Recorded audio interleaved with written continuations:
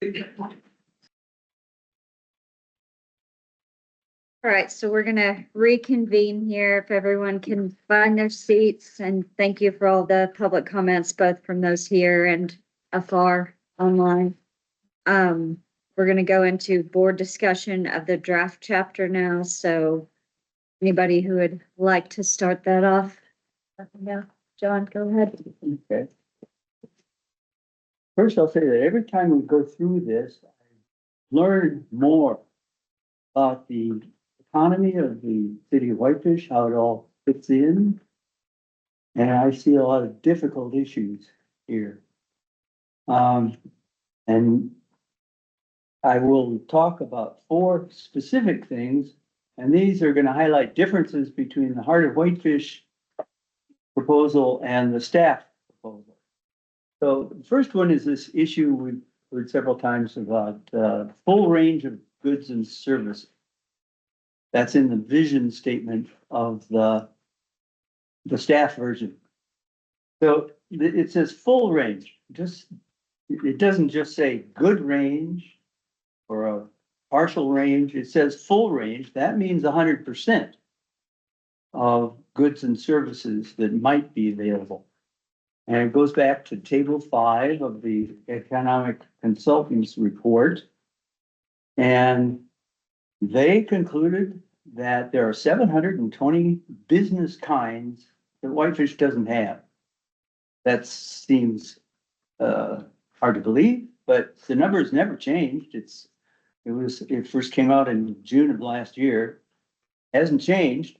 And along with that are 12 kinds of box stores that Whitefish doesn't have.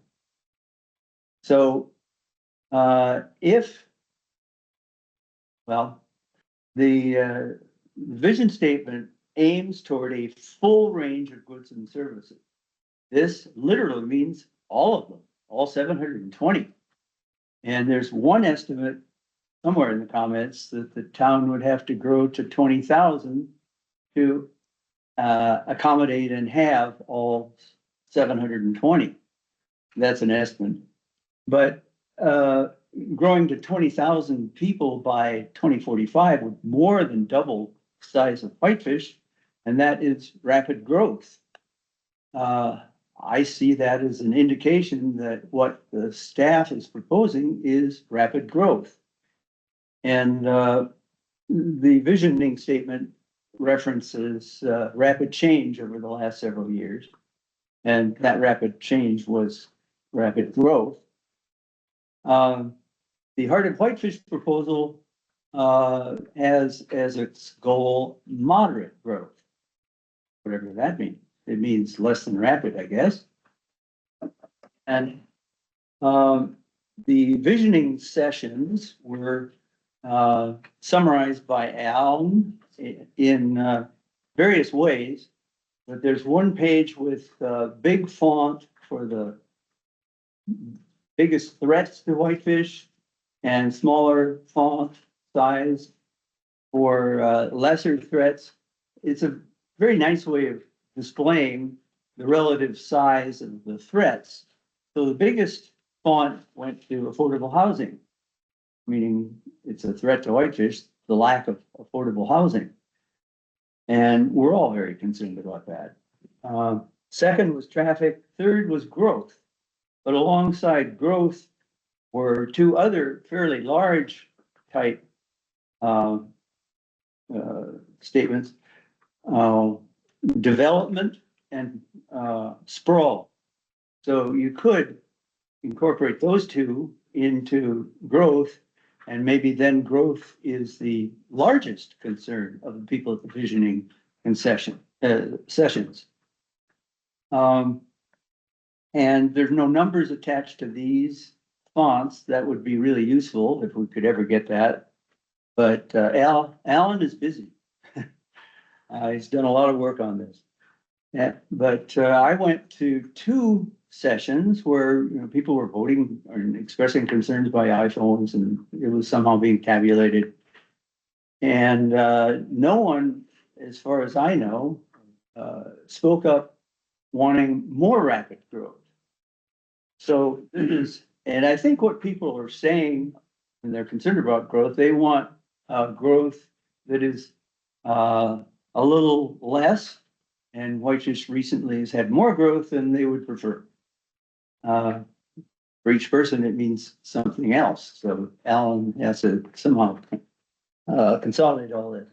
Second thing is well, that's actually the third thing. Third thing is the box stores. The staff version talks about regulating box stores as a goal. But that would allow them in and try to regulate them. Whereas I think right now, City of Whitefish has a ban on them. And part of Whitefish proposal proposes to continue a prohibition of box stores as a goal. As I said before, if we allow box stores, there's 12 more kinds that could move in somehow. And box stores aren't very popular with the residents of Whitefish. So then the fourth thing I'll talk about is spreading commercial into residential areas. So the staff version objectives look to diversify business locations, adding businesses to locations in residential areas. And then 1J is a little more specific, calls for small scale neighborhood commercial. Whereas the Heart of Whitefish proposal is clear, no commercial in residential zones. So in support of its position, the staff states in response to some comments, visioning session comments were very much in support of small scale neighborhood commercial.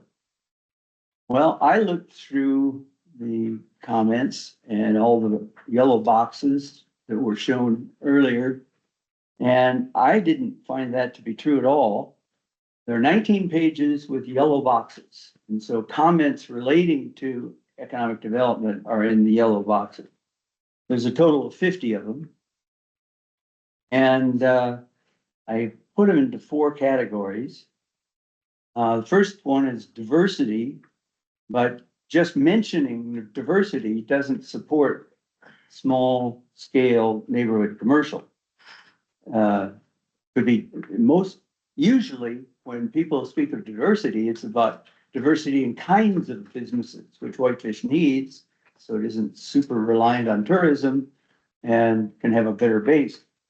Then there were 11 which related to economic diversity.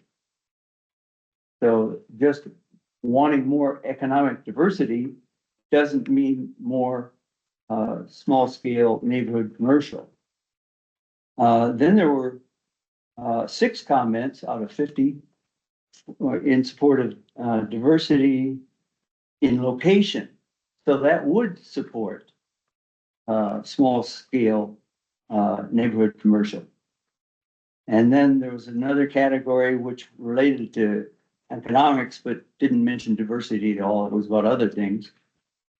So, and then there's a part of what was done with the surveys and the visioning effort, which asked people to rank 5 different qualities.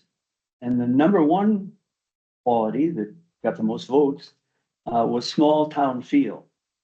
And I think we maintain small town feel by not having small scale neighborhood commercial.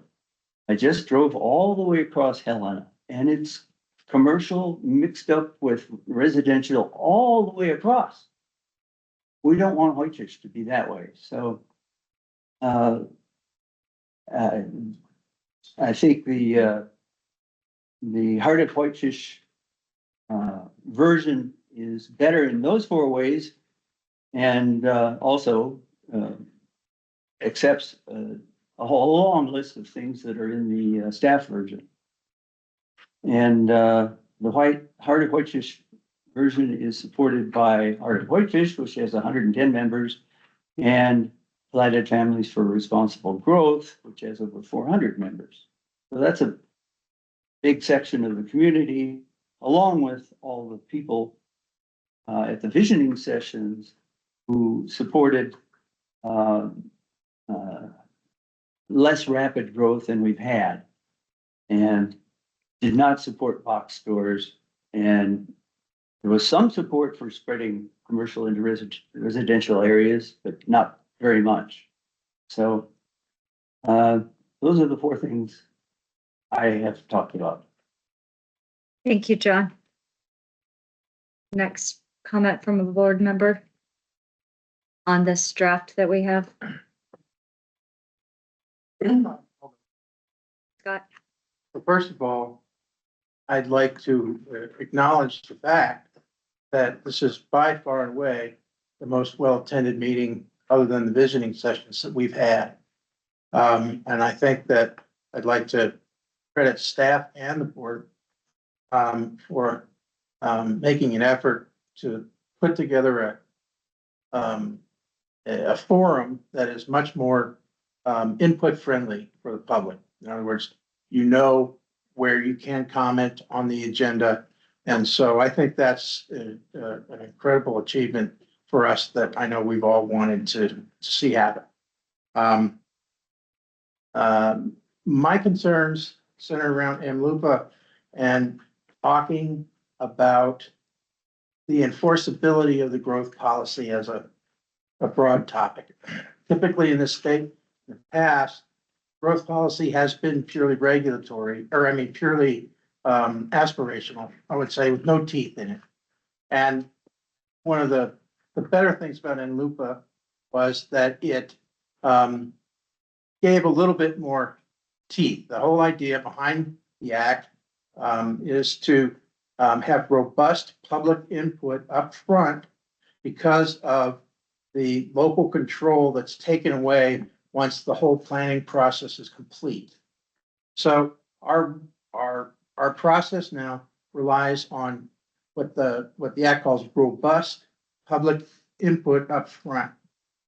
And I think the reason I'm gratified so many people are here today is because we really haven't had that, and we are now well along in the process. And we are going to see the most controversial aspects of that process coming up on the horizon. So I really hope that everyone who's involved and concerned will continue to be engaged, because this is our shot. We will lose a great deal of local control under this act. So thank you all for attending. Getting back to the teeth issue.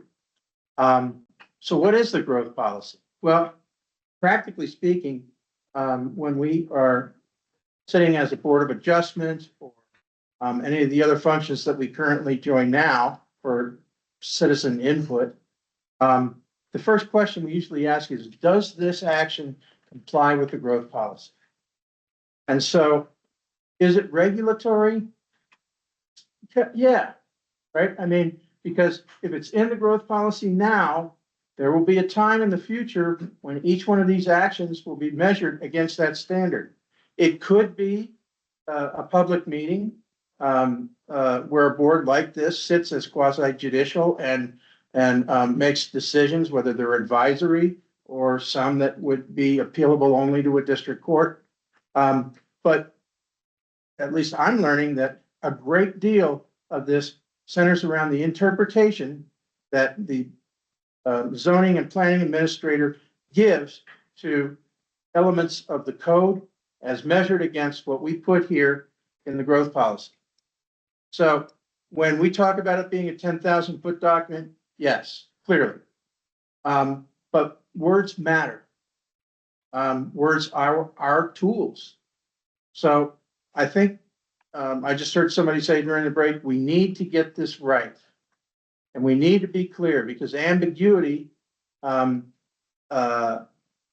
creates kind of this fuzzy world in which we don't really know what we're talking about. For example, in diversity or other key terms. So, I heard a lot of different points of view tonight about what we think this whole plan is. I agree strongly with people who are saying that we all come here with the best of intentions, to try and make sure that what we're doing now will hold up, in the 20 years before, this policy is, it'll be revisited more between then, obviously, but, looking 20 years down the road. So, because that's a long time for, a community like this to change and develop. And I too heard from all of the visioning that what people want most is to preserve the character of Whitefish. And so, I will say that I think that the Heart of Whitefish proposed changes add something to the staff's fine work, and that is not fully developed in what the staff has presented. So I don't see it as replacing or changing, but I think it augments it in a complementary way. That's my 2 cents. Thank you, Scott. Toby? Yeah, I've got a couple observations and comments, regarding our current staff, economic development paper. I think that it's reasonably comprehensive. I think that, perhaps some of the positions and suggestions of the Heart of Whitefish should be looked at for potential incorporation into the document. They bring up a good point, although I'm sometimes hesitant about the Heart of Whitefish because of their history of being the Heart of Whitefish and wanting to do what they want to do. The things that comes to mind is we don't have a bypass. So we have logging trucks driving through here continually. To current things, there are a couple of things that I've sort of observed with regard to, geez, we don't want to be like Aspen or Jackson Hole. Ski town. We will always be a ski town. Granted, skiing isn't the majority of our tourist or visitor dollars, because during the summer, because we have a very diverse recreation opportunity around here. The only 36-hole golf course in the entire state. We have a national park 20 miles away. We have a ski hill that serves during the summer. And so, as far as that goes, we are a mini version of an Aspen. I won't say we're a mini version of Vail, because Vail was a manufactured, constructed community, as along with several others that run up that highway towards Aspen. But I think we have the opportunity to be good. And as far as being a ski town, look at the magazines. We've been in the top 10 as ski resorts for many years, sometimes up as high as number 3 or 4 or something like that. And so, to say, oh my God, we don't want to become Aspen, we already are. How far we grow. And then as far as growth goes, we're a small town. There isn't a whole lot of growth that can go on. If you look, we can't grow north on Central Avenue because the railroad tracks are in the way. And if you go south, after 4th, it's residential. Now, I'm encouraged of growth and everything like that, and I'm very much aware of what encourage growth with people like perhaps Carter or other developers.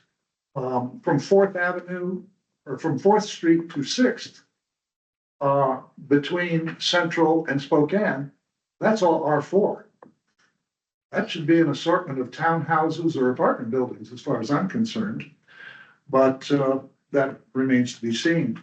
And as far as growth goes, whether it's rapid or moderate, it's going to grow as it's going to grow. It isn't as though somebody's going to come in here and they're going to build a giant industrial or manufacturing firm or something like that, and oh my God, they're importing, they're bringing in 500 workers because it's a truck plant or something. That just isn't gonna happen. It's gonna grow as it grows. Like I say, the business district, we've been expanding through Heart of Whitefish. Now we have a fair amount of retail along Baker Avenue from Third North. And there are other places where it will infiltrate in. And as far as commercial going into residential districts, I think that a small amount is probably appropriate. For instance, if you go out to the housing development out there by the sports fields, all the way to town to go to a coffee shop, anything. And, and so that's a place where, gee, that might be handy to have a little Marcus Foods or a coffee shop or something out there. And we shouldn't restrict and go, oh, no, we can't do that. That's moving stuff away from the heart of Whitefish or away from downtown Whitefish. People are gonna come to Whitefish regardless. We are a very unique city. If you look at it, stand right down where I hang out, the corner of Third and Central, we ought to put a little X out there in the middle of that intersection, because this is where you take the pictures of the hill. And that's what people are doing every day. They're out there, one or two of them. And they're gonna come, we can't keep them away. But I think, what we're doing today, the economic development and trying to adjust it. And the thing about we don't like box stores. Well, right, and that's sort of mine and everybody's opinion as our latent NIMBYs. I don't want a box store in my backyard, but I will go down to Walmart or Target because they offer a certain amount of amenities, diversity of goods that I may want to get. I can get clothes, I can go into Target and get them there, or not Target, Target. And there are other things. We have a bunch of places around. And so that's, and I'm sort of just going over some of the highlights.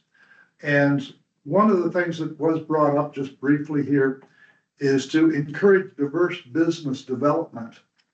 And the one that was mentioned is Michael Gogan's medical research thing, which I've been aware of for, since it came about. A friend of mine happens to do something.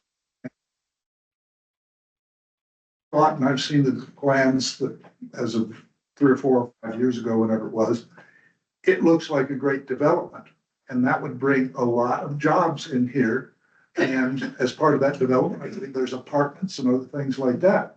And I think that as a city, we should encourage that sort of business diversity or development. And aside from the fact of making the construction process easier and the impact fees and whatever like that, we can do that, but perhaps offer incentives. And I use as an incentive being the fact that I'm sure that everyone in here has heard of the series Yellowstone. Well, the first 2 or 3 seasons, it wasn't filmed in Montana. It was filmed in Utah. To see it, I go, what? And I've been involved a little bit with the film business. And so the Montana Film Association or corporation, whoever does it, they changed their rules. It used to be that movie companies or any company coming in to film a video or a movie or something like that, their incentive was the fact that they get to work in Montana. Well, they changed that. So now your incentive is you don't have to pay for this and you don't have to pay for that. And the last 3 seasons of Yellowstone have been filmed here in Bozeman. They're filling up hotels and everything else. And some of the actors and characters have bought houses and they live down there in Bozeman, Livingston, wherever. And so I'm wondering if there isn't some sort of incentive that we can come up with that's like, yeah, put your research facility here. We'll give you a tax break for this or something for that. And, just to encourage this because as I say, I'm not encouraging rapid growth. I don't think that we're gonna get rapid growth. I don't know what is rapid growth? Is it a certain number of businesses opening every year, every month? Certain number of people coming into town to buy and open businesses? I don't know. Anyway, that's sort of my overlook of the thing, is that I think that Alan has done a fabulous job of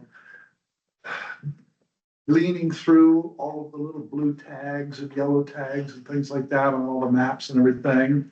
And then consulting this outside consulting firm. I do think that they're not from here. I don't know how much of their data and their information that they brought in or that they used to just fill in the box and things like that. This isn't New York. It doesn't have the population of a Jackson Hole or Park City or anything like that. But to take their input is good, but it isn't always the right thing. They're not from here, and they may not understand the logistics and the whole greater picture. Joby. Dale or Mallory? Okay, so first I want to kind of like emphasize what I think my role is on this board, just to be really clear.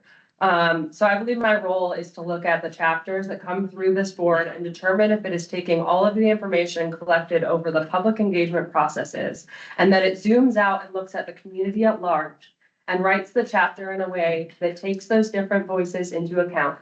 I believe that the staff have done an excellent job in taking those different voices into consideration. I also want to reiterate that Montana Land Use Planning Act was updated in 2023, was updated to require accountability in communities to ensure that the process is more representative and that things like land use, housing, and economics are done in a way that has data behind it and represents the public as a whole.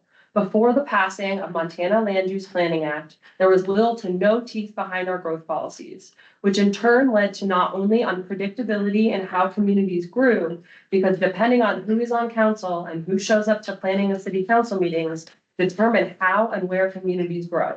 I think that is extremely important that this board recognizes that while the people who show up to these individual meetings and email each meeting, voices are important, that there are huge swaths of the community members that do not have the capacity to show up and engage in each individual meeting, and therefore it is imperative that we look to the larger public engagement processes that have been done and weigh the feedback in those meetings in a way that does not give outsized influence to those who are able to show up to these individual meetings. There is a ton of research across the nation that show that the people who have time to show up to local board meetings and government meetings largely tend to be older, tend to be homeowners, and tend to be wealthier. Again, I want to reiterate, while these voices are important, they are part of the conversation. They should not represent the community as a whole. What individual feedback we get needs to be folded into the commentary from the public at large and integrated appropriately. When we allow those who have the most time to show up to these individual processes, we undermine the public's trust that these processes are meant to represent the community as a whole. I will continue to beat this drum of the need to recognize who is not in the room and why they may not be in the room. I will continue to express my frustration around the ways in which this process is being discussed on this board because of the way that it appears to be missing the mark on what we are supposed to be doing here as the board that oversees the Whitefish Growth Policy update. I think it also is important to understand that for some, it is very much not a choice to go elsewhere to get goods and services from surrounding communities. If we want people to support local businesses, then providing the opportunity within this document to allow for expansion of locally owned goods and services. When there is not goods and services locally, it is often leads people to shop online, or like you said, go to Kalispell to go get goods and services. And so again, there are people in our community that don't have access to transportation, who are older. There's a variety of reasons why people may not have a choice on whether or not they go elsewhere to get goods and services. I think when we are thinking about this economic development and the pushback from some in this community around creating opportunities to diversify our economy, it is important to put it in perspective. Whitefish has been for a long time a hard place to find a career that pays well for the bulk of residents. In the past, the cost of living was lower enough that there were opportunities for many people who didn't make a lot of money to purchase a home and settle roots in the community that people grew up in or moved to. Today, if your family is not wealthy, if you are not wealthy, or if you don't move out of town, largely out of state, and make your wealth elsewhere and come back, it is very unlikely that you will be able to make enough money on largely service industry and tourism-based wages that you will be able to buy a home in this community. That's a huge problem to me. I hear all of the time people from across the economic spectrum say they don't want to be Aspen. And like we've talked about, like we're heading down that road, right?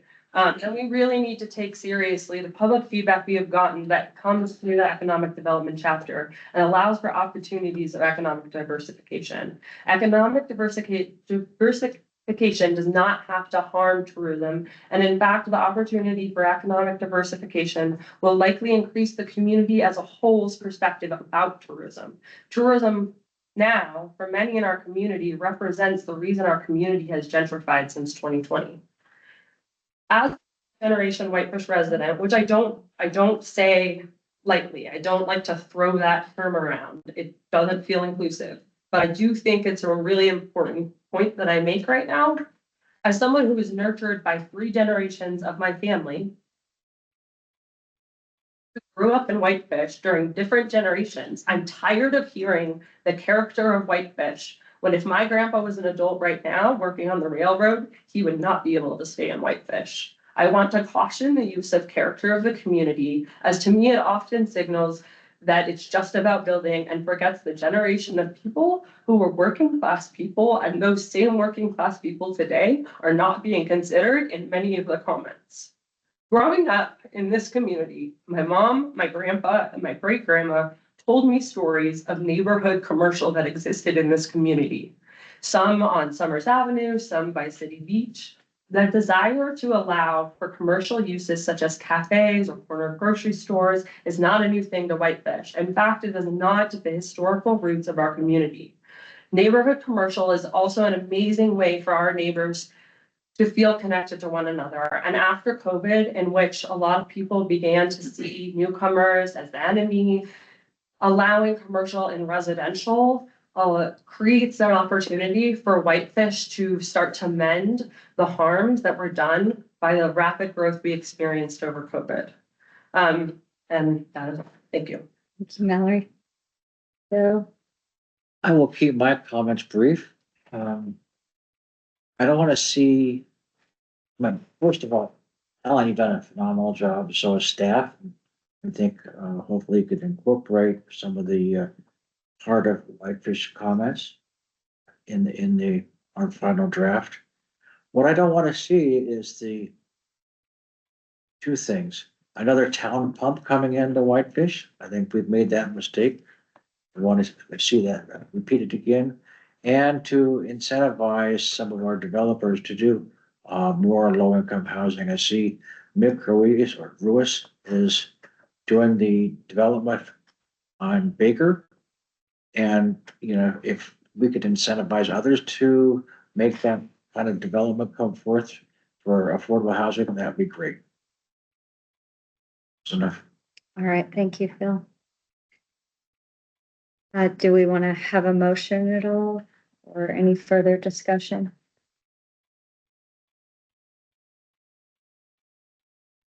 I'll make a motion.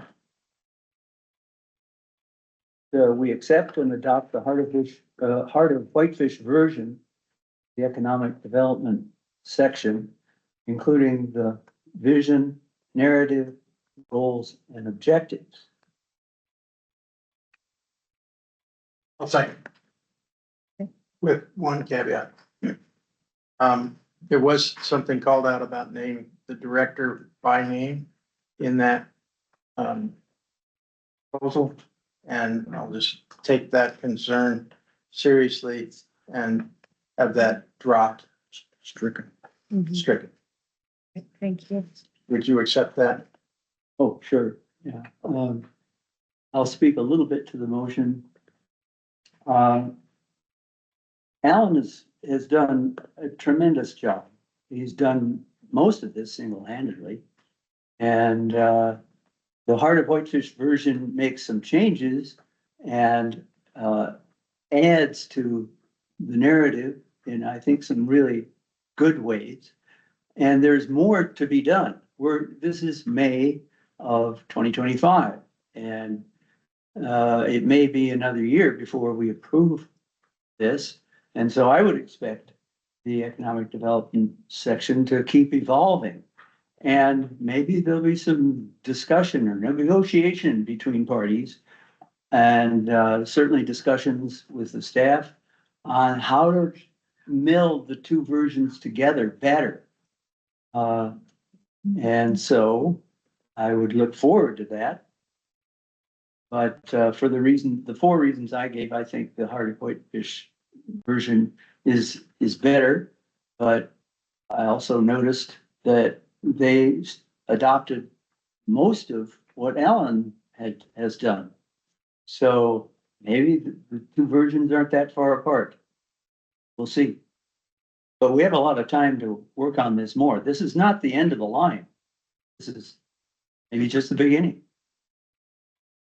So I will also support this motion for the Vision of Whitefish or the Heart of Whitefish version for multiple reasons. One of those is I do think the Heart of Whitefish augments what Alan has done. I don't see that it is as restrictive as some comments make it seem. That's the Heart of Whitefish version, which adds some things and redacts some things from the staff's version. I don't see that it restricts positive growth. I don't see that it restricts diversity, simply not allowing unchecked growth in areas where we don't want it. I think that's very important because once this is complete and we are working on, here's zoning, this is where this can and cannot happen. There are different sections that are going to be very specific with all of this, but I think this is the overview. This is where we're headed. And we've been through objectives and what do we think? No, we don't like them. Some people do like them. Now we have a full draft, so we have to move forward with the draft. And even though we do have time to make changes and more drafts, we're working under the gun for grant funding. I understand that we do need to be solidifying things. So I'm in support of adopting the Heart of Whitefish version because I think that gives us somewhere to move forward from instead of continually saying, but what about this? Let's change this. I don't see that version restricts diversity or growth. I think that it simply gives us a way to check growth in areas and types of growth that we don't like through zoning at a later date in this process.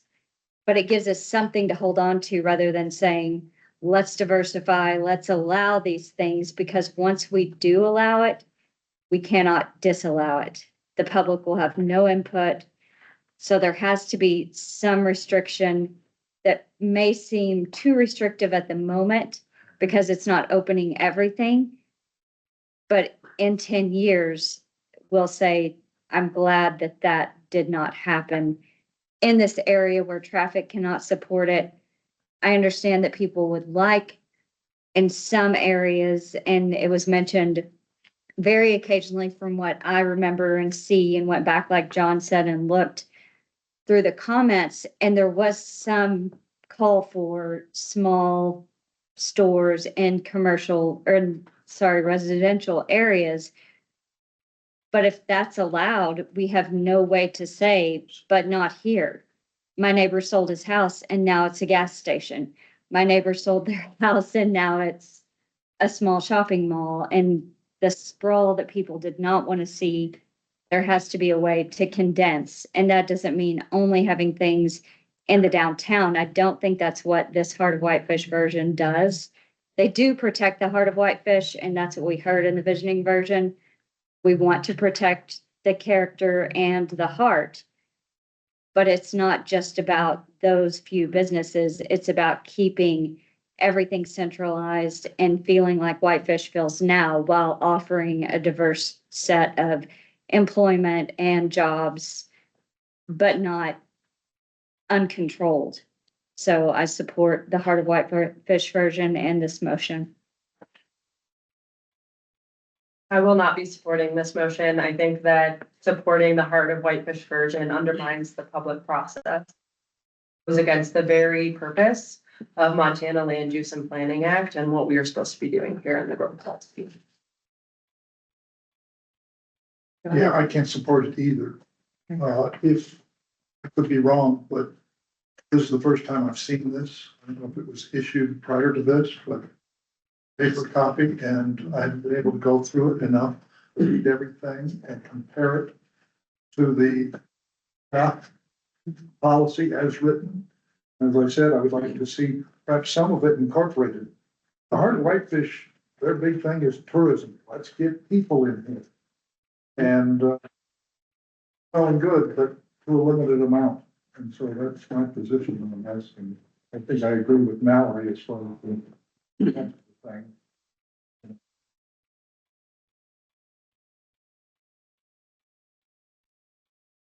Comments?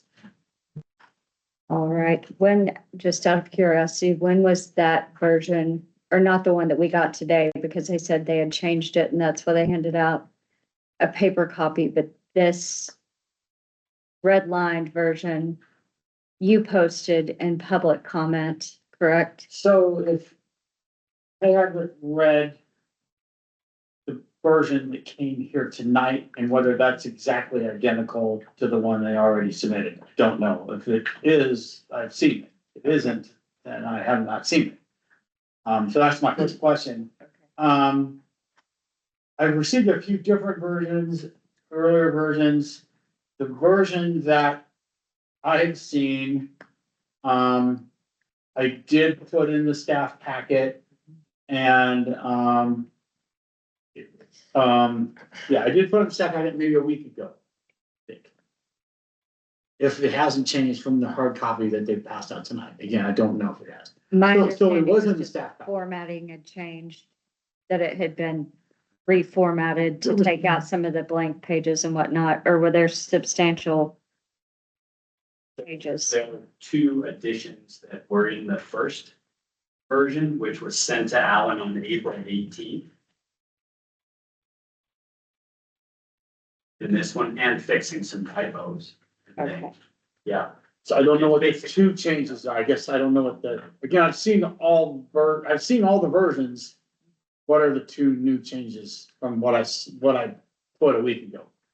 the one change is the request to remove the residential commercial, except where it is already allowed. Which was in the April 18th version.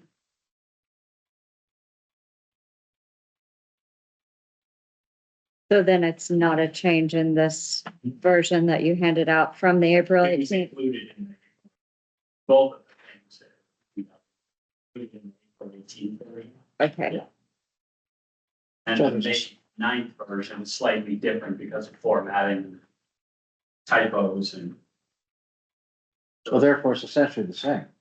it is. It is. And again, if there is something that is wrongly placed or needs rewording or something that a board member wants to remove from this, motions could be made in the future. I'm sure some changes. So, we don't need to spend a lot of time on that right now. well, we would need a friendly amendment to remove the name of the director. Right. So, yeah, we can do that. Would make a friendly amendment to that effect. Second, Alright. And we, where that is specifically, Alan, can you point us to that language that you had that concern about? Yeah, I just had it. It was, I I don't know what page it's on the hard copy. It's in the information section. Can I find it quickly? Chris might find it quicker than I did. I was Oh, kind of Dan- concerned with naming Daniel Daniel Cider. Cider directly in a growth policy document. It's So- just, that's just not a good idea. This is page 7 of the hard copy that we got today. The paragraph at the bottom. According to. So Oh, yeah, right. the motion would just say, according to the executive director of Housing of Whitefish, the average.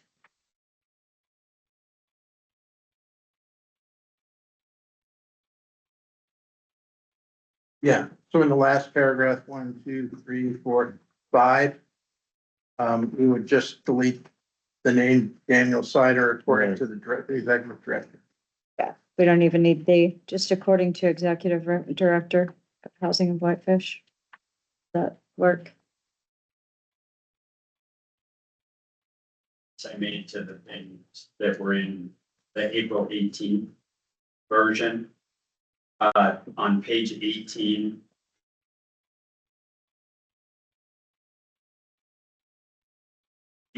Wait, hold on here. Sorry, This is the second thing? You said there was two this is things. the one, yeah, well, the first was the except where it's already allowed. Okay, Residential. right, got it.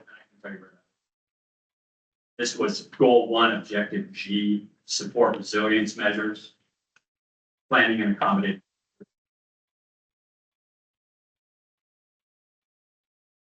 What page is that, Chris? That's page 18. That's. My only comment is I don't understand what that means. Can we reword that differently? Well, it basically, Or resilience, what's the, I mean, if you can give What's me the the intent, content? I can rewrite it. the intent is to accommodate existing businesses and growth that's already occurred in the community. That makes sense. Resilience More time, say that again? means planning and accommodating for growth that's already occurred. It's not just focusing on future growth. And that could be reworked. And it's kind of like retaining businesses.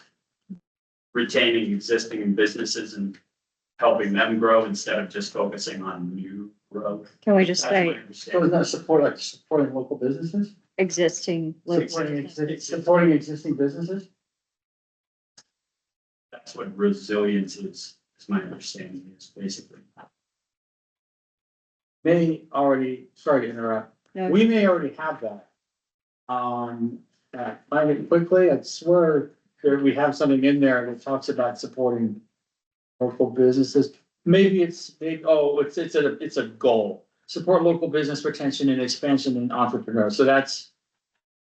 So, sure, I mean, we could add something that says it, sure.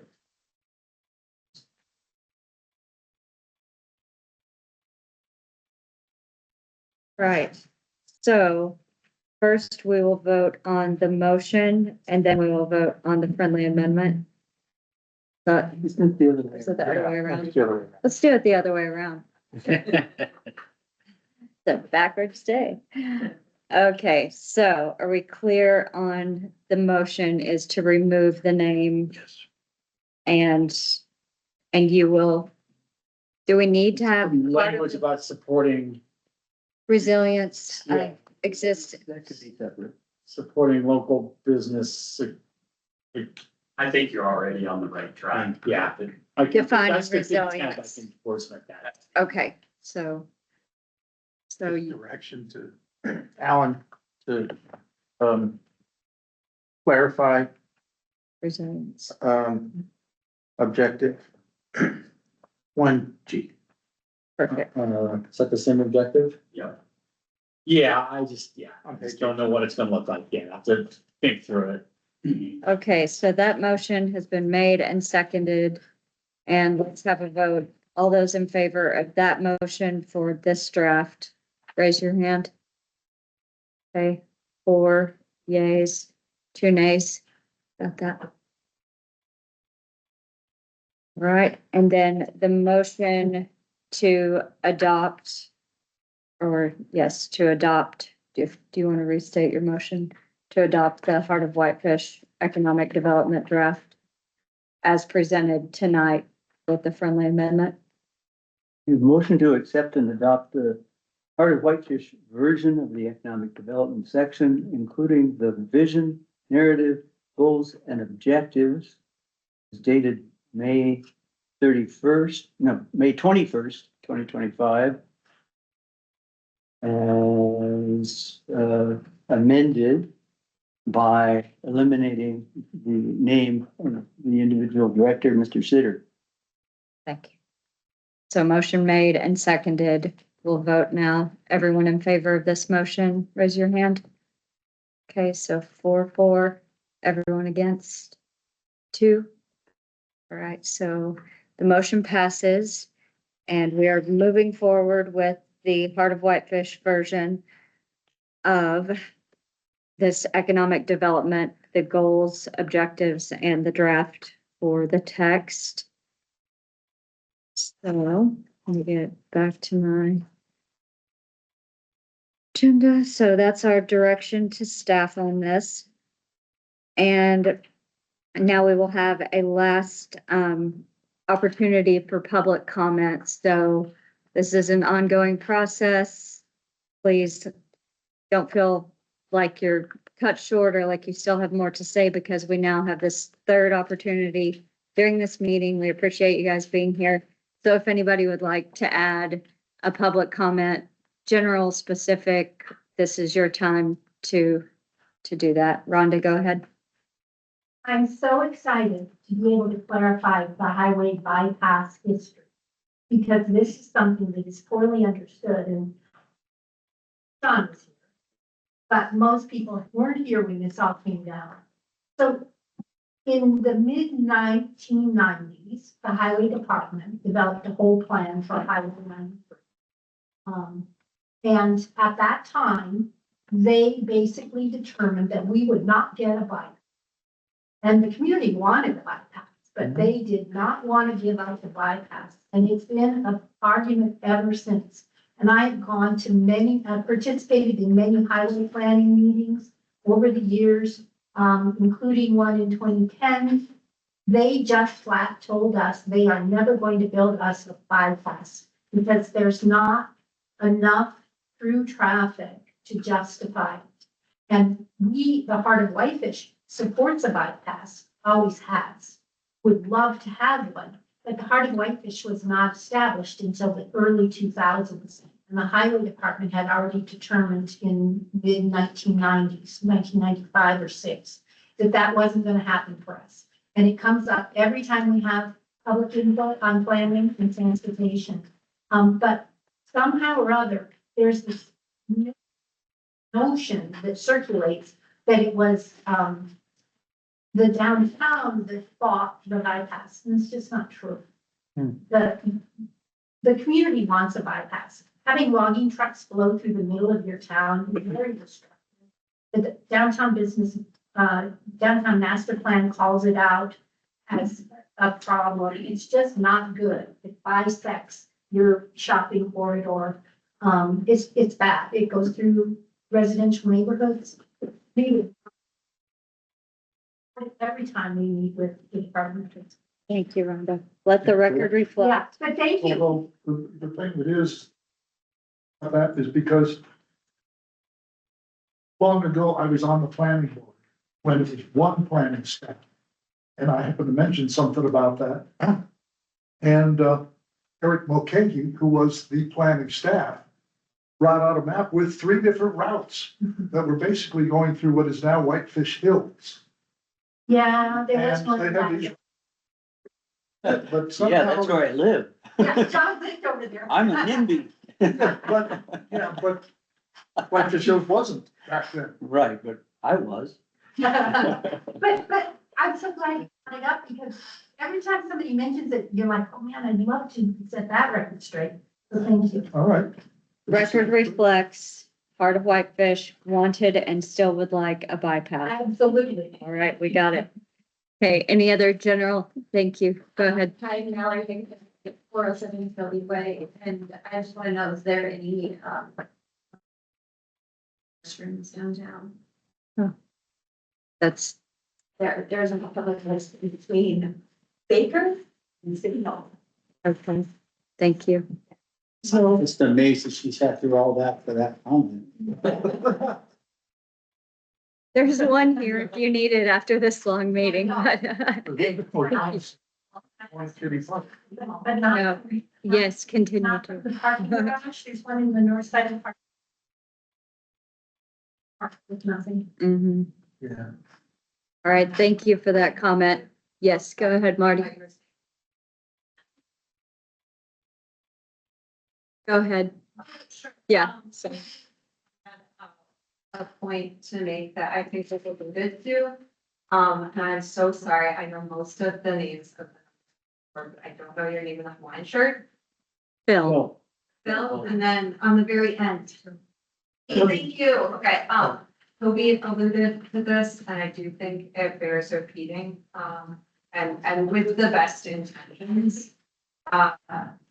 Alan, how many, I did get confused reading the document, how many stakeholders did you say?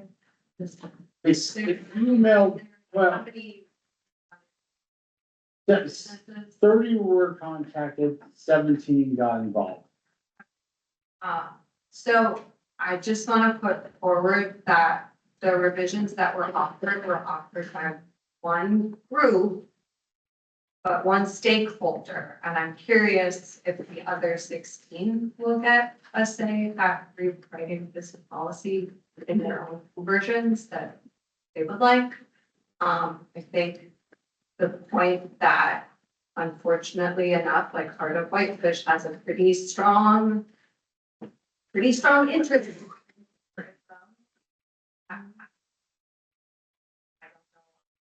In this policy or like this process, I didn't realize you guys were gonna vote before we got to speak again. But also I work at a business and I don't know if we actually do for this part of it, which we probably should be. If we get your messages about awesome work downtown, like great. But I don't think that they like sent us an email.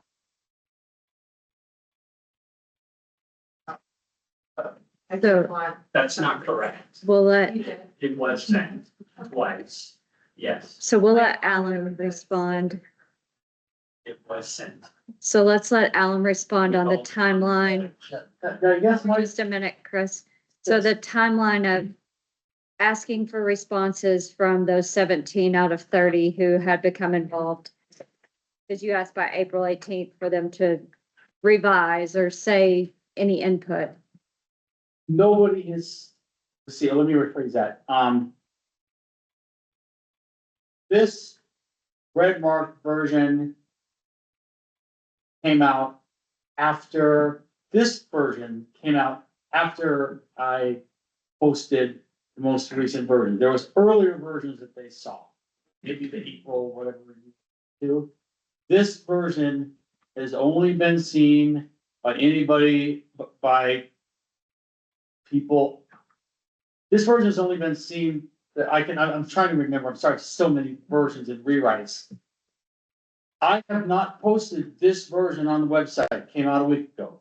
Anything that comes out after the deadline that I give, I am not gonna post it on the website, I'm gonna bring it in hard copy. Mhm. So it's not been seen by the stakeholders, it's not gone out to the 600 people that subscribed. That I can remember, but the earlier version, there was a couple of versions they gave me, and I think the earlier version that was similar has, again, I'm trying to remember, I'm sorry, the earlier version was included. So I took the question to be, did any of those other people give you versions from what you, because you sent the economic development draft to those stakeholders? Yes, And was that only response that you got from Heart of Whitefish? Or did you receive other things? Because I know you had a deadline of April 18th. I got a response, from, Julie Mullins. Positive to it, the economic development as proposed. I got a comment, oh God, I'm trying to remember who it was. Positive, I got two, I'm sorry, I can't remember, I'm sorry right now on the spot. I got two positive responses from stakeholders. But other than that, I got the comments from Heart of Whitefish. Okay, so all I'm of too those. positive on the original version, stakeholders- the only other thing I've seen is the version that was submitted. Mm-hmm. I got a lot of responses, well, a lot, I got 10 letters from FFRG support. And, I got, yeah, I'm sorry. No, that's fine. Just as long as all of them had the opportunity to send something and then They did all. some have the version of this opportunity- has been posted publicly. They did have the opportunity to respond. Okay. I think that it's important to note that us voting on the Heart of Whitefish version was not given to the public as an option, though. Like, the public didn't say like, hey, public, comment on whether or not you want to see specific, the Heart of Whitefish version of this document. And I think that, among many reasons, is why it makes me so uncomfortable that we just adopted the Heart of Whitefish version. From the public engagement process, this is total this process. We had sufficient time to discuss here. And the public gave input. Now this is the third time. And we could go through piecemeal and take every part, which it was painstaking just to change the one bit, to have the one friendly amendment. So I don't think anyone wants to go through everything, but we've seen this version. I think you had access to it, correct, Mallory? Yes, but it was not directed to the public that, hey, this version is what we are gonna be voting on, right? There was no direction around, hey, public, like this is a potential that we are going to adopt the Heart of Whitefish version. And I find it a little bit comical that people on this board harp over and over and over and over again about public engagement. And this feels like this undermines it. Like, I hear what you're saying, but there was no clear direction that like, we are going to be voting on the Heart of Whitefish version. If that was the direction, then it feels like that needs to be sent out to the public so that then more people can give that public engagement and say like, hey, we don't want the version of Heart of Whitefish, or we do want the Heart of Whitefish version. So that's just my feedback on that. Thank you. Isn't this still just a draft? Yeah. It is. Yeah, go ahead. This can still be revised, and you guys can still vote on whether it's something that you. Exactly. Thank you. Go ahead, Chris. So I want to clarify a couple of things. The version you have in front of you is essentially the April 18th version that's been cleaned up for formatting and for typos. So it's been in the public record for over a month. Or ever since Alan posted the comments on. Whenever I sent the notification email, the to this earlier 600 version, people. earlier version did go out as public comment to. Correct, and anyone in the public could read that and comment whether they think that's a good idea or not. And it's my understanding, looking at the public comment, that many did. And as a result, FFRG recommended support for that. The other thing I want to clarify for both Toby and for Marty is that the Heart of Whitefish has never taken a position for or against tourism. That's not a focus of the Heart of Whitefish. It's the economic vitality of downtown Whitefish. There's never been a position of the Heart of Whitefish that tourism rules or that tourism is better than any other sector of our economy. That's why our cover letter of April 18th said that the Whitefish economy isn't all tourism. It's actually a combination of both. And so it should be understood that the Heart of Whitefish isn't all about tourism. Just to make that very clear. And boy, Mallory, I understand your concerns. I'm a 4th generation Montanan. I was the ball boy on your Uncle Mike's football team when they Mick, won the but yeah. state championship, you know? And so having lived here for 53 years, I understand your concerns and knew a lot of those old timers who were the parents, like your grandparents during that time. So this is not some special interest group doing. What you have in front of you has been in the public record for a very long time, and people have seen it. And that it's not some nefarious plot against, by some huge special interest group. There are no paid staff for the Heart of Whitefish. You know, Sure. Thank We're you. here for the economic vitality of whitefish, and this is an important element of the growth policy. Thank you. So just to clarify. Mary, go ahead. So I want to clarify also that, John mentioned Heart of Whitefish and, I always forget the other group's name. FFRT. What's that? That. Flathead Families for Response.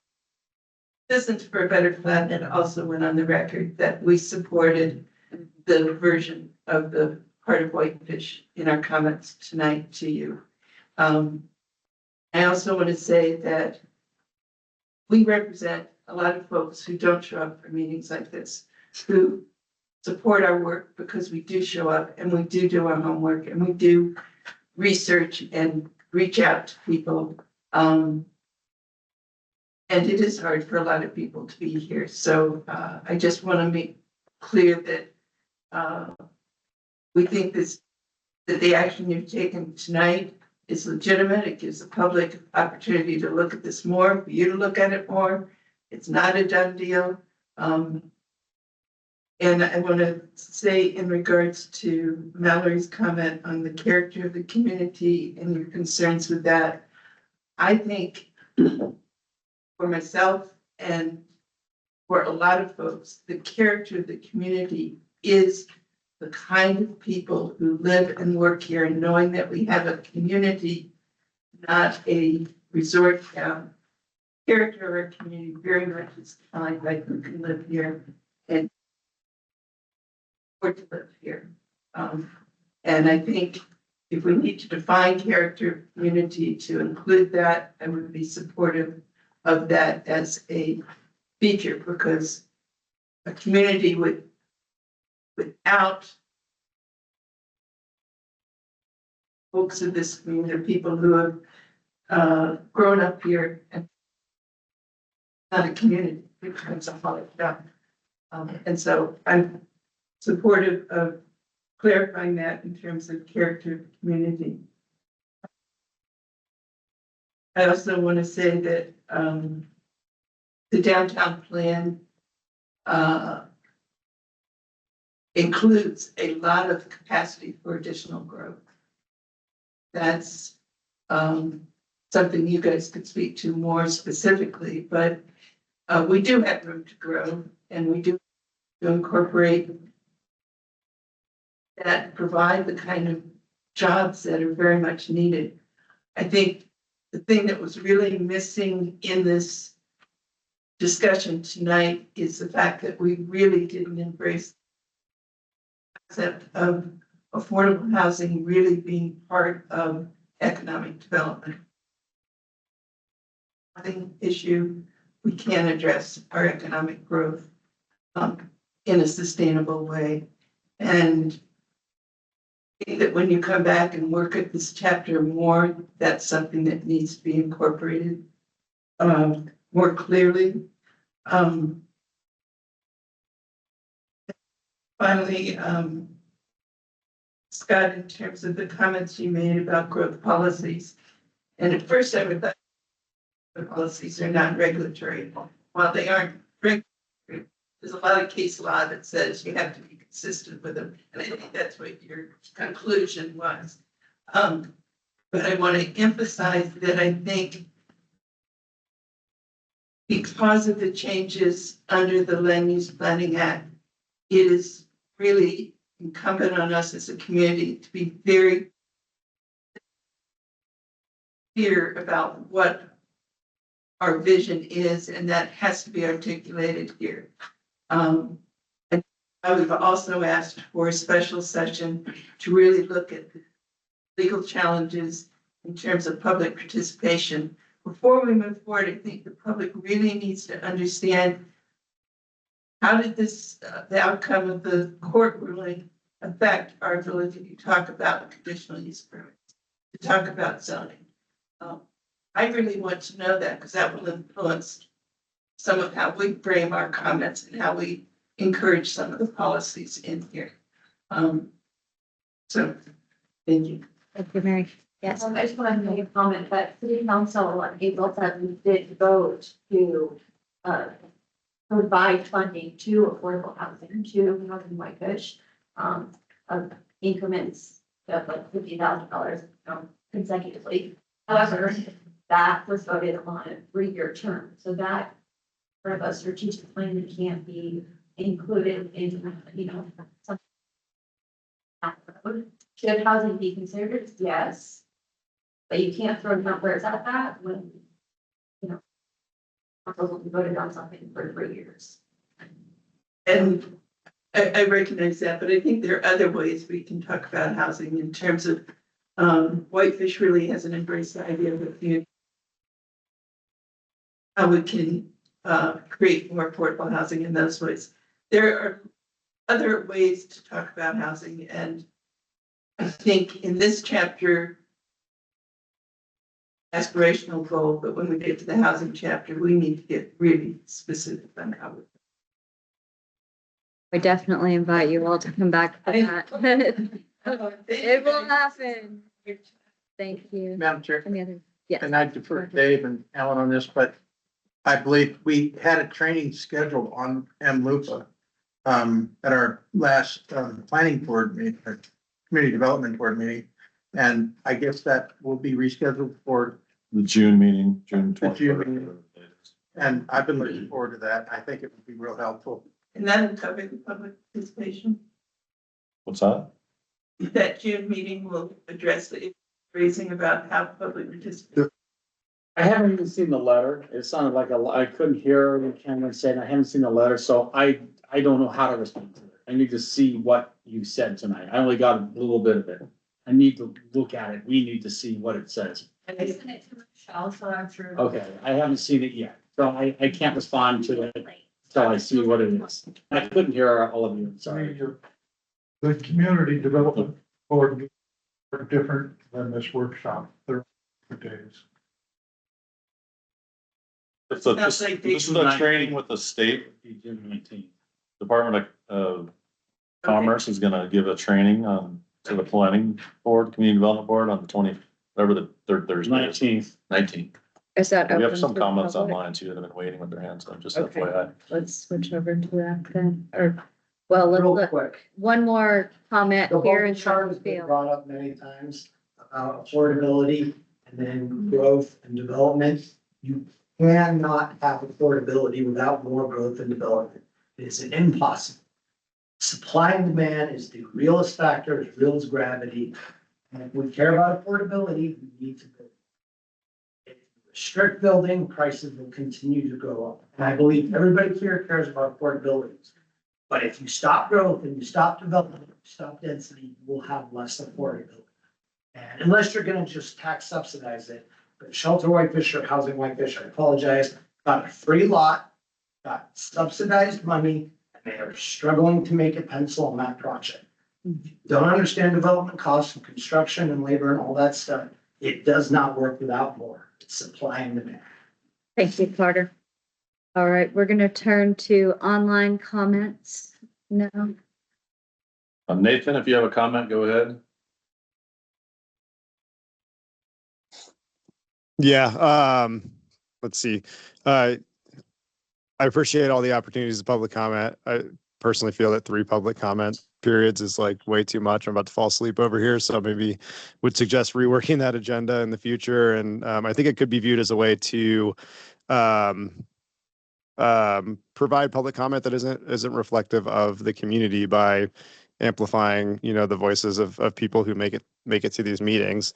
I realize I'm one of those people, but the research demonstrates that I'm not necessarily typical in that sense. I also am a little uncomfortable that the board decided to adopt something that they haven't read tonight.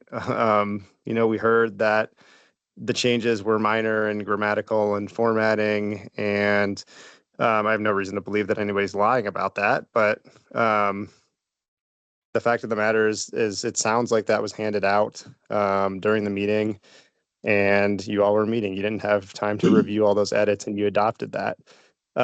We've talked about in the Local Government Review Commission quite often about how changing the words, the order of words in the charter, for example, can change the meaning of that. And so I'm a little bit uncomfortable that happened tonight if I saw that right. But again, appreciate the third opportunity to comment, but I do think it's a little much. Thanks.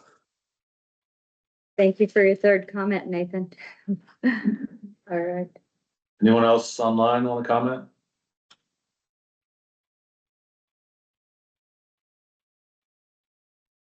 Doesn't look like it.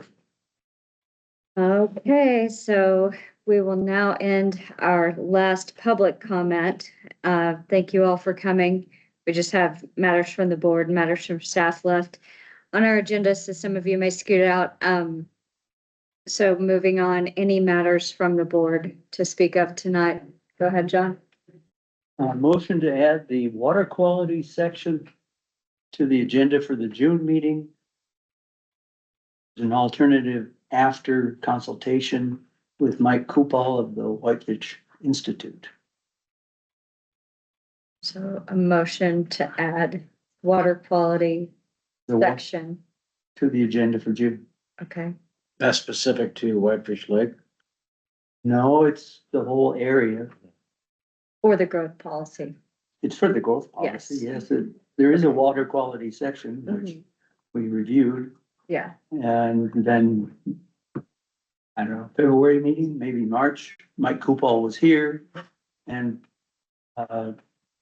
changes came up during the time he was here. And so there's a final version of the water quality section after consultation with Mike Kupal. so that is a June 18th. I'll second the motion to add that to the agenda. Okay, so motion's been made and seconded. Any discussion before we vote? A copy of that revision should be sent out. Mhm. So is that enough Why not? Yeah. notice to add something to? Yeah, that'd be, the first comment is, remember hazards is gonna be next month. So that's gonna be a monster, because that's wildfire. Whatever that version is, I recommend it goes out to agency and 600 people in the public comment if they haven't seen it. I mean, the thing is concerning, and there's no reason I'm thinking anything's deviant about it, is when we write these are reviewed by many different agencies and many different citizens, so, you can. So another thing, I guess, it says you can't make revisions right here, but it should go out to all the departments and to the citizens. Well, hopefully in the month. So I need whatever that version is very soon, because we need to have time to review it, to comment on it, send it to agencies, to citizens. I mean, it can't be a week. I have to have it very soon. I think that you probably, if you have revised version, Yes, you ought to send it to him like by the end of the week. I And think then- tomorrow would be good. And That's then close enough. I don't think it'll be included on the June meeting because you already have plans for the June meeting. That's up to you, but the hazard section, the thing I'm concerned about is we're trying to get a community wildfire protection plan done. We talked to many people, wildfire is a big deal. And we've been putting that off for months. And, we need to get through that. When you see the public facility section is 35 pages. Okay? The struggle has been, I've wanted to keep this stuff brief, but it doesn't seem to be possible because everything grows and my experience has been, you have to have a lot of detail here. All the goals and policies you have to be backed up by a lot of narrative. So you're gonna have a 35 page public facility section coming in front of you and you're gonna have one or two things to get through it before we get on the next one, because we're way behind. Well, maybe it should be on the following meeting. So I'm just warning you, we're gonna have 35 page So, public facilities is gonna be coming, and then we're gonna have a transportation section, it's 15 pages. And then land use and housing is gonna fire up, and that's gonna be beast. So is this Okay, contingent so on? can we him see being the there? hazard section within a week or so that we can Yeah, start well, chewing on it? yeah, I mean, they, generally what happens, so the hazard section has already gone through department and agency review, and it's been sitting waiting, because I've been waiting for the economic development section. The schedule I've been trying to do is to send it, I mean, the thing is tricky is you're kind of two things, you're citizens and you're the board, right? So I try to send out a section, I think 3 weeks in advance, so that the public has a week to look at it and comment.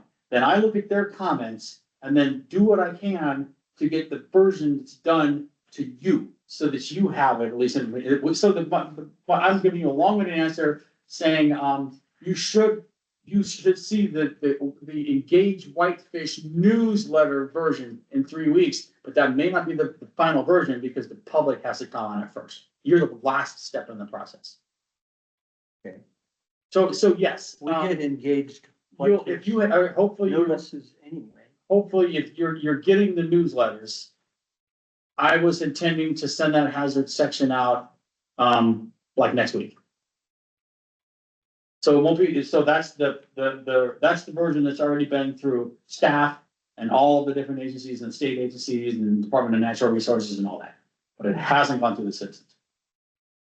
So water quality is one that we've already touched on. Right. I guess economic development, if this is done, this is the first plan element that's actually been adopted, whatever you want to call it. But not the final draft. But no, the whole thing eventually is gonna get put together in this gigantic document that you're gonna see. You guys want to keep talking about that? The hope is, I'd say my hope is what it looks like to me now, because I'm having to figure this out kind of as we go, okay? We're gonna have this is what I think, although Dave's like looking at me like your evaluation's coming up. I think we're gonna have like a 200-page background data document that justifies all the policies. And then I think we're gonna have like a 30 or 40-page booklet at the front that's gonna be kind of the summary of the whole growth policy and the policies and objectives and the maps and all that, kind of like the cliff notes. That's what I think it's gonna look like. If you look at Missoula's got a whole 500 pages of information, and then they've got like this land use document that's the kind of the quick boil version of that. But there's a lot of data coming through. So all the goals and objectives would be in the Yeah, quick 20-page right. version. What it would be, what I think what's gonna happen is that after we get through the background, all this stuff that generates the goals and objectives, we're gonna have a booklet with all the goals and objectives, and we're gonna have a paragraph or two summarizing all that data and then all the goals and objectives. Does that make sense? So public facilities is 35 sections, 35 pages. We have 3 pages of goals and objectives. So what would happen is we would have 3 or 4 paragraphs talking about public facilities, and then all those goals and objectives at the front of the document, kind of like the cliff notes or whatever. That's what I think it's gonna look like. That's seeming to be the way it's coming together. Thank you. What are you gonna, Because nobody wants to read a 200-page document to try to figure out what they're trying to do. So what are you gonna do when this is over? Yeah, some job. I'm gonna take a long vacation. Okay, so we. One of the challenges we have is we're trying to establish when we're gonna re-engage the public for more visioning for the land use. But until we get through all these other chapters, we can't even start that. So we have no idea when we're gonna start that, but we wanna know far enough ahead of time that we can, send out notices and let the public know and figure out the format of this thing. And so, I mean, every time we go backwards again, and that just delays the process. So just a FYI, we got a lot to get through, and the land use portion is probably gonna be 6 months of grinding our teeth, getting through that part. So. Just know, we piecemealed you the environment and natural resources. We're not gonna be able to do that with public facilities. It's gonna be, although it probably won't be as controversial. I don't think it's gonna be that controversial. Okay, so the motion has been made and seconded to add this water quality to a June 18th meeting. Shall we take a vote on adding that as I would say as a first agenda item so that we can read it Move through it before, quickly. move through as quickly as possible and get on to hazards. Do we have hazards? Okay. So I have to have that within a week to get it on public review I need to send out the alert that this is what's going to be discussed, hazards and some revisions to the water quality. I need to have that out by the end of next week. Okay, so he said he can send it tomorrow. So he said, Yes. okay, so let's take a vote on adding water quality to the June 18th. Is it the eighteenth? Is that the date of the meeting? June 8th. June 18th, Wednesday, this work session. Wednesday. Well, It says, meeting is June tonight. June It says June eighteenth, yep, 18th. work session, Okay. June 18th. So everyone in favor of adding this to the agenda? Aye, okay, so 5 yes, 1 opposed. So passes, let's add it. He'll send it to you tomorrow. Good. All right, so any more matters from the board? Okay, all right, I'll just say quickly that Steve Quinnell has resigned. So now we will be doing, and maybe that's matters from the staff as well. So we'll be having elections at our next meeting. Frank Sweeney is going to take Steve's place. Frank Sweeney will, but that means that we have to revote for vice chair and Yeah. chair, I suppose, yeah, so. So that'll be on the agenda for the June 19th meeting. So thanks to Steve for his decades of service on this board. And it's my understanding he'll still be on the city council. So we'll still get to watch him on TV or in person. So that is my matters from the board. Anything else from you guys? Nope, okay. Matters from staff? Nope. We covered it all. All right, everyone available for the next work session of this Whitefish Vision, June 18th? I will have to zoom in or Teams in. Okay. All right, that concludes our meeting. Can I get a motion to adjourn? I'll make a motion to adjourn. Thank you. Motion's been made to adjourn. I'll second, you'll second. Everyone say yes. All right, thank you, guys.